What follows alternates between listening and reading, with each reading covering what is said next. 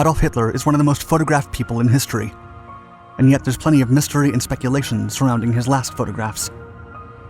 Shortly before taking his own life in his secret underground Führer bunker, Hitler stepped outside with one of his closest officers to survey the nearby damage caused by the Allied forces. Only days later, as Hitler learned of Mussolini's passing and Berlin's takeover by the Soviets, the dictator took his own life, preferring death over capture.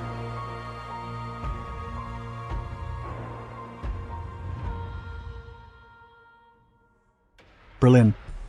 By the spring of 1945, the never-ending battles had resulted in massive loss of human life and the complete obliteration of centuries-old cities.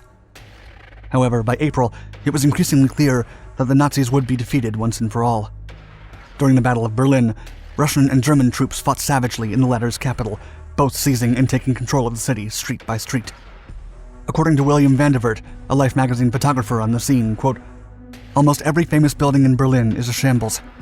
In the center of town, GIs could walk for blocks and see no living thing, hear nothing but the stillness of death, smell nothing but the stench of death."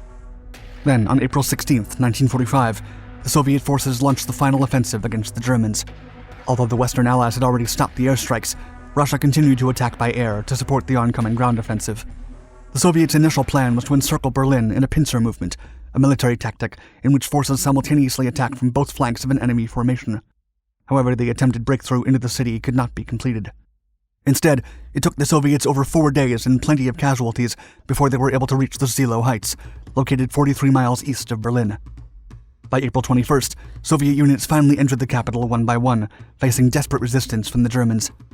5 days later, on April 26th, over 500,000 Soviets launched a raging assault against central Berlin, the site of the Third Reich's chancellery. Berlin's last-ditch defenders, including Waffen-SS units and civilians of the Volkssturm, also included a people's militia made up of underage boys and older men. Hundreds of thousands of people perished in the Battle of Berlin, the final attack on the decaying Third Reich.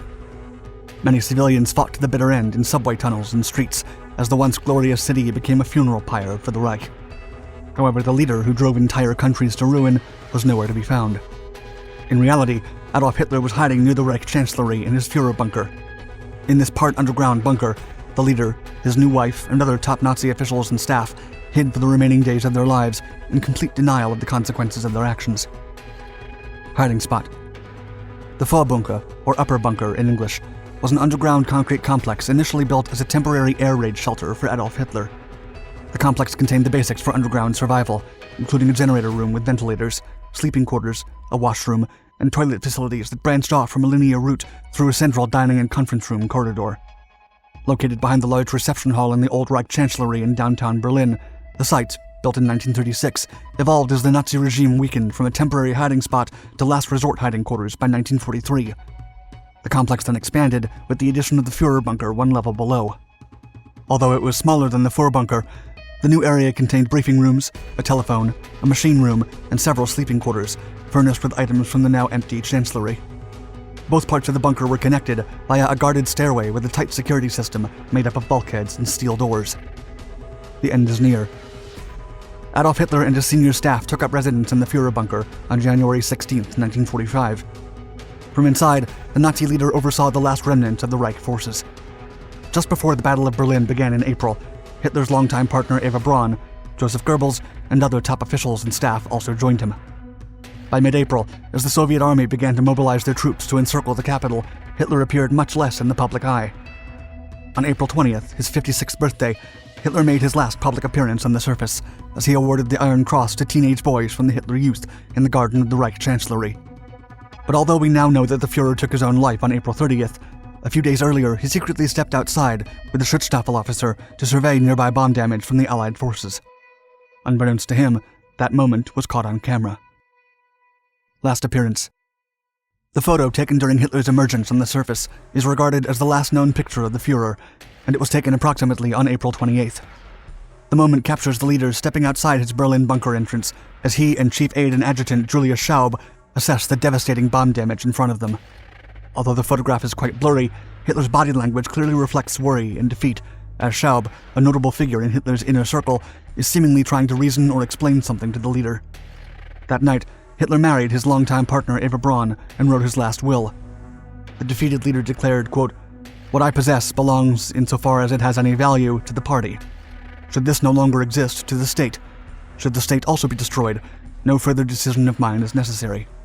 I myself and my wife, in order to escape the disgrace of disposition or capitulation, choose death. It is our wish to be burnt immediately on the spot where I have carried out the greatest part of my daily work in the course of a 12-year service to my people. The end of the Reich. On April 30th, General Helmuth Wilding, commander of the Berlin forces protecting what was left of the city, arrived at the Führer bunker. A distressed Wilding then let Hitler know that the Soviet forces were now almost at the gate to the Reich Chancellery. This, along with the discovery of Italian dictator Mussolini's upside-down body on the old Piazza Loreto at the hands of Italian partisans the day before, forced Hitler to finally accept that his Third Reich had fallen. Ashamed by the imminent defeat and leaving Germany in ruin, Hitler decided that the only way to avoid capture and an even more violent end than his Italian ally was to take his own life. By then, Hitler's health was in increasingly bad shape. According to Ilse Braun, Hitler's sister-in-law, who testified after the war was over, quote, "His face was gray as ashes, his hands were in a constant state of agitation, and his eyes were glassy. He was bent over like an old man. It seemed to me he didn't have the energy to live much longer." With no way out, Hitler, his 2 secretaries, and his personal cook shared their last lunch. On the afternoon of April 30th, 1945, Hitler and his partner entered the living room inside the Führer bunker and ended their lives before the Soviets got the chance to capture them.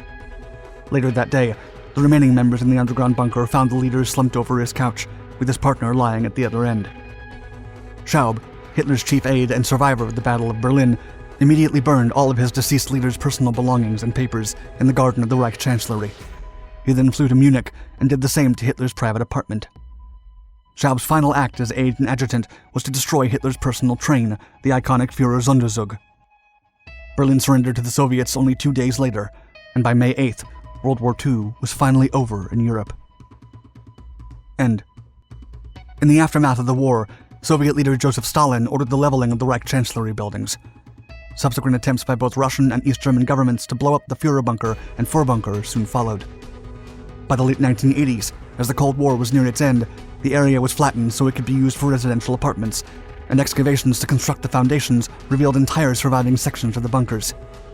The Führer bunker had survived all those years, albeit with flood damage and its interior walls destroyed. Meanwhile, the Fuhrbunker was in much better conditions, with the ventilation pipes still in their place and decaying metal safes standing upright. Several sections of both bunkers were demolished during the construction, while the remainder were filled with concrete or sealed off from the public eye forever. Meanwhile, Julius Schaub assumed a fake identity, but was arrested by American troops on May 8th and remained in custody until May of 1949. To everyone's surprise, Hitler's aide and confidant was ultimately classified by denazification investigators as being only a traveler, and Schaub was not accused or associated with any war crimes. Julius Schaub lived the remainder of his life in his hometown of Munich, unfazed by the damage and destruction he had contributed to for years. According to Traudi Junge, Hitler's last private secretary, Julius Schaub was incredibly kind and curious. However, she also noted that, quote, "For historical purposes, it's not worth saying much about him." Thank you for watching this video. Please like and subscribe to all our Dark Documentaries channels to find more exciting historical content, and hit the bell icon to be notified of all our newest videos.